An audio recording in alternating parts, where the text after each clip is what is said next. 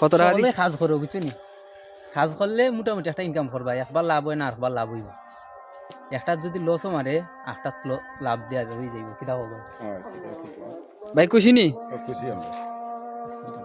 আলহামদুলিল্লাহ আমার ওই গরুটা বিক্রি হয়েছে। এই গরুটা লো আছিল 21,500 টাকা, আর বিক্রি হয়েছে 32,500। লগে ওটা ওই ওই গরুটাও বিক্রি গেছে, এটা লো আছিল 13,000 আর বিক্রি হয়েছে 22,000। আলহামদুলিল্লাহ মোটামুটি ভালোই লাভ হয়েছে।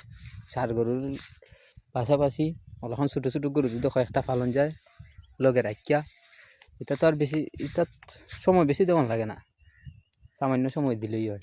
মনে করতে আমরা এলাকাত খাওয়া যে বান্ধা রাখা হয় ধরে দিই, এখন মোটামুটি ভালোই।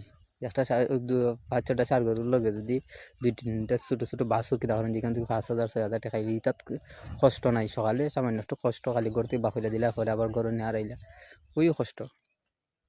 আলহামদুলিল্লাহ।